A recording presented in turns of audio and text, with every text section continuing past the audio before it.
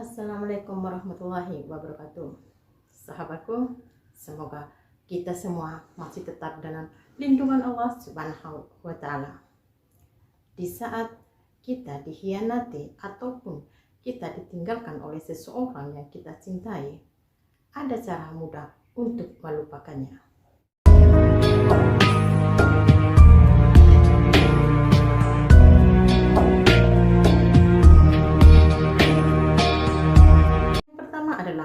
Berdoa itu suatu kewajiban dan memang tentu harus kita lakukan.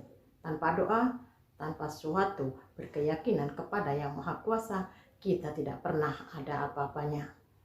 Berdoa, sholat, tahajud, dan segala macam perintah Allah dan kewajiban sebagai seorang muslim itu sudah memang wajib kita lakukan.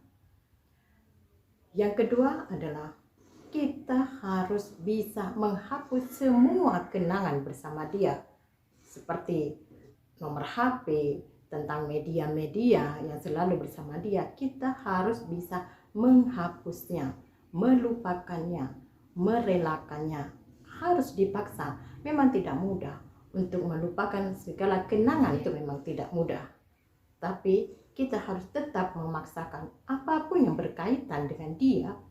Kita harus menghapusnya, melupakannya jauh-jauh. Ketiga adalah kita harus bisa mengingat segala keburukannya. Semua orang tidak mungkin selalu baik, pasti dia ada buruknya sikapnya atau perkataannya. Apalagi setelah dia meninggalkan kita, tentu kita sakit hati kan. Nah, itu yang selalu kita ingat. Segala ketidakbaikannya, segala keburukannya, itulah untuk kita sendiri, untuk menjaga perasaan kita sendiri. Kalau kita selalu mengingat segala kebaikannya, sementara dia selalu menyakiti kita, untuk apa lagi? Itu adalah suatu hal yang percuma.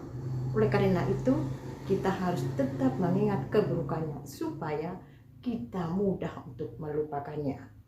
Dan sesuatu yang selalu kita ingat, pasti akan tetap merasuk dalam hati kita, walaupun kita berusaha jangan sampai mendendam, tapi setidaknya demi kebaikan diri kita sendiri, kita ingat keburukannya.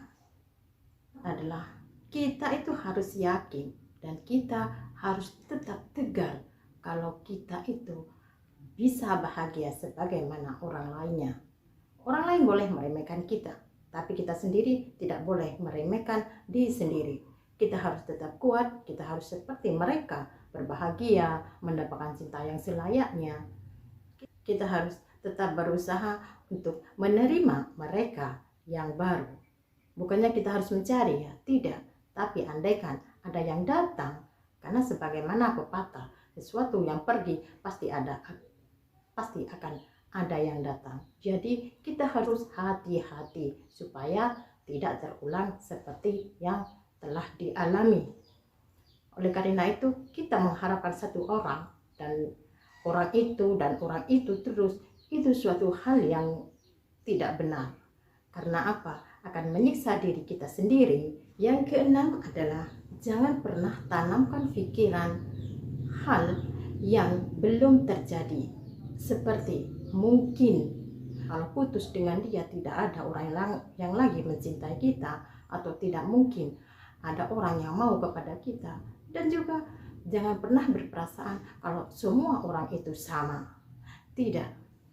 Oleh karena itu, supaya tidak menjadi suatu hal yang dinamakan patah hati, janganlah pernah berpikir sesuatu yang jelek sebelum terjadi. Abaikan saja dan harus tetap yakin kalau patah hati itu sesuatu hal yang tidak baik.